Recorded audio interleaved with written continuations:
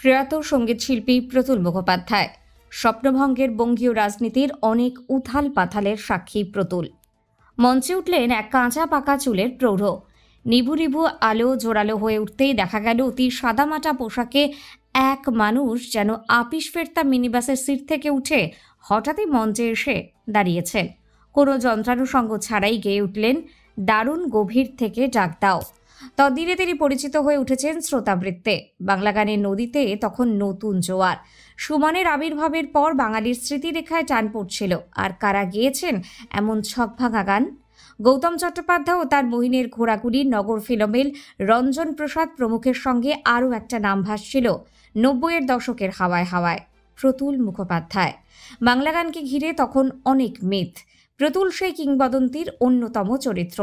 জন্ম অবিভক্ত বাংলার বরিশালে ১৯৪২ সালে।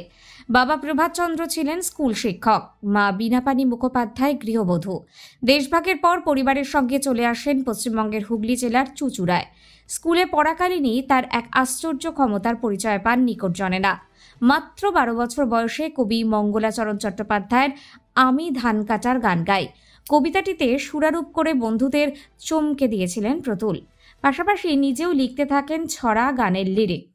চাকরি করেছেন আর ৫ জন মধ্যবিত্ত গেরস্তের মতোই, কিন্তু সেই গেরস্তালির মধ্যেই কোথাও যেন আগুন ছিল, ধিকি ধিকি গানের আগুন। কায়ার বা যৌথ গানের সঙ্গে মানুষের অধিকার অর্জনের লড়াই বা দিনবদলের স্বপ্ন ইত্যাদির অঙ্গাঙ্গী যোগ থাকাটাই স্বাভাবিক, কিন্তু প্রতুল সে রাস্তায় হাঁটলেন না। তার গান সে অর্থে তাই গণসঙ্গীত হয়েও যেন হলো না।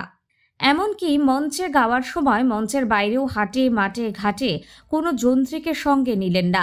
কখনো নিজের গাল বা কখনো বুক বাজিয়ে তুড়ি দিয়ে হাততালি দিয়ে গাইতে লাগলেন নিজের বাঁধা গান।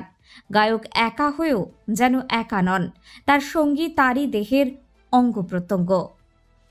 আমি একবার দেখি, বারবার দেখি, দেখি বাংলার মুখ। আমি একবার দেখি,